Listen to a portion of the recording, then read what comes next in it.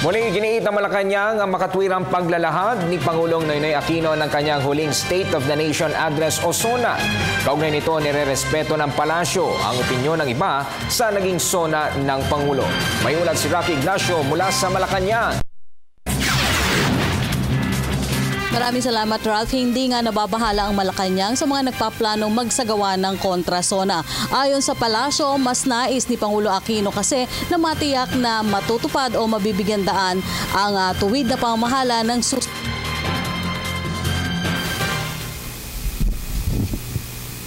Natinag ang Malacanang sa pahayag ng ilang grupo na magsagawa ng kanilang kontra-SONA dahil hindi umano kumbinsido sa katatapos sa pag-uulat sa bayan ni Pangulong Aquino. Pero giit ng palasyo, may technical SONA report na sumuporta sa bawat detalye ng iniulat ng Pangulo hinggil sa ekonomiya, pagbaka sa kahirapan at paglilinis sa bansa mula sa korupsyon. State of the Nation Address of the President is, by the way, supported by a SONA technical report.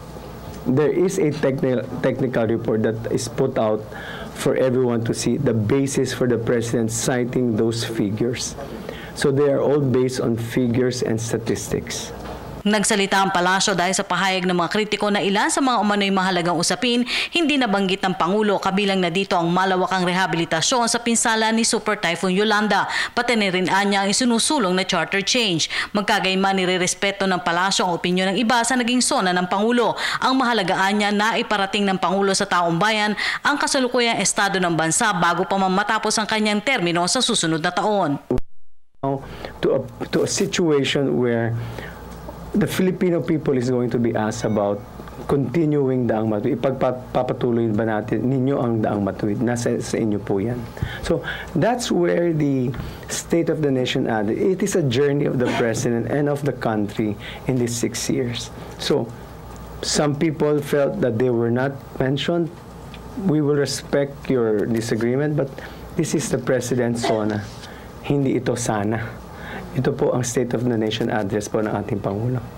Samantala, naisumite na rin anya sa Kongreso ang priority measures na ehekutibo kasama ng Anti-Political Dynasty at Freedom of Information Bill. Bagamat hindi na FOI, iginit ni Lacerda na kinikilala naman ng mga nagsusulong nito ang commitment ng Aquino administration sa usapin ng transparency at accountability. The FOI advocates have never questioned the commitment of this administration to transparency and accountability. In fact, in our several engagements with FOI advocates, they have always said as much that we do not question the commitment of President Aquino and his administration in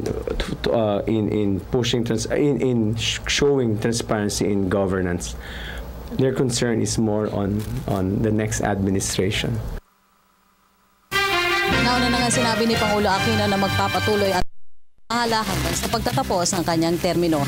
At yan po ang ating pag-uulat mula dito sa Malacanang sa tulong ng RTVM. Ako po si Rocky Ignacio para sa Telebisyon ng Bayan. Maraming salamat, Rocky Ignacio.